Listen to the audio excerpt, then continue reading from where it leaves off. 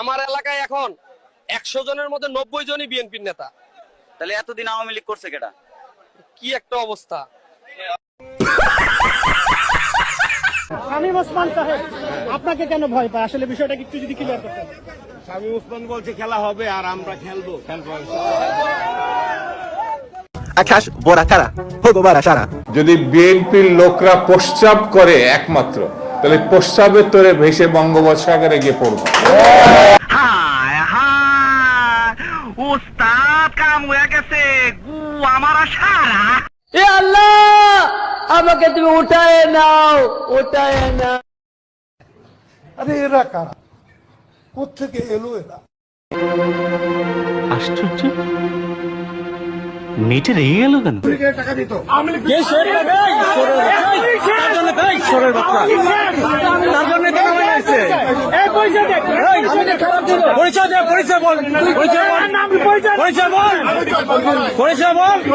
পরিচয় বল আগে।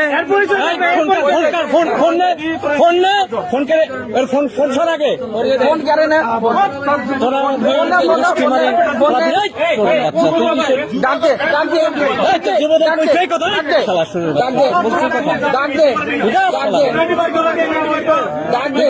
পুলিশের খবর দেন না।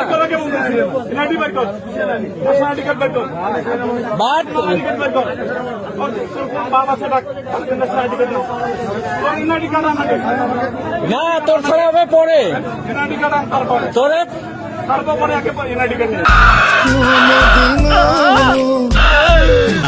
শোনা গো আমার।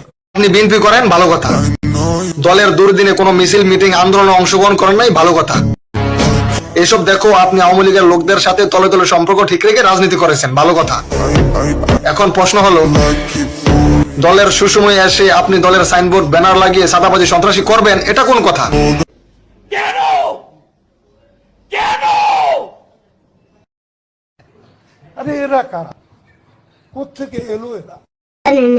ভিক্ষা লাগলে ভিক্ষা নে, ভিক্ষা লাগলে ভিক্ষা নে, চাঁদাবাজি ছাইড়া দে, ভিক্ষা লাগলে ভিক্ষা নে।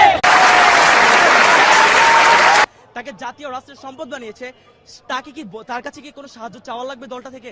সে তো একজন বিবেকবান মানুষ, সে নিজে থেকে তার অর্থের 50% দান করে দেবে এই দলে। সঠিক বলেছেন, আপনার বুদ্ধি